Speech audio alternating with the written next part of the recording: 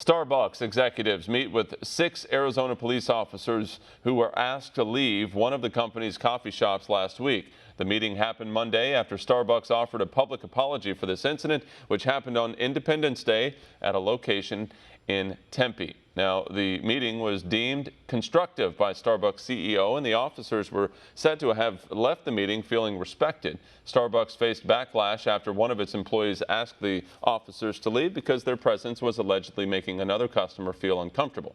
One America's Pearson reports.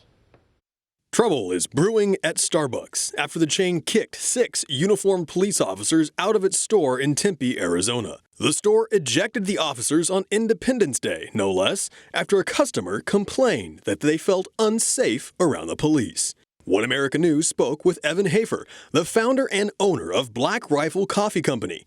Hafer, a former member of the Army Special Forces Green Beret, founded his company with the goal of not only making great coffee, but giving back to the veterans and law enforcement community who serve our nation.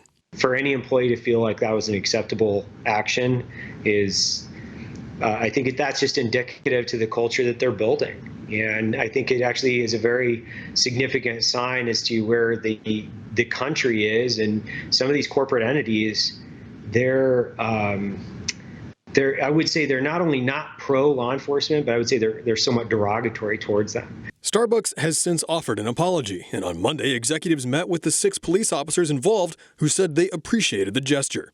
Following the incident last week, the Tempe Officers Association called it disheartening and offensive, especially as several of the officers are veterans who fought for this country. There's not an employee in my company that would feel that would ever be appropriate. That employee would be absolutely removed from my company, a swift public apology, and then I would absolutely go into trying to emphasize and create an environment throughout the entire company that would say that's absolutely unacceptable.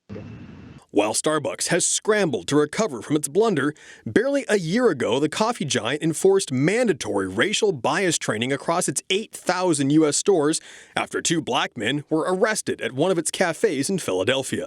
Many have pointed out that this time, the chain isn't rushing to shut down its stores for more sensitivity training for police officers.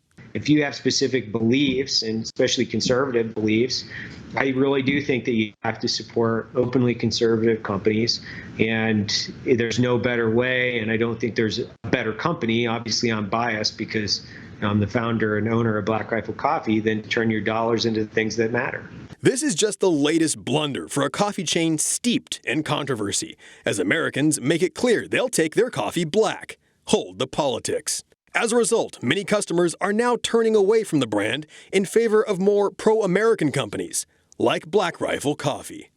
Pearson, One America News. Want to see more videos like this? Click on the link below and subscribe to One America News on YouTube, and call your cable provider and kindly demand that One America News is added to your lineup. Call and subscribe today.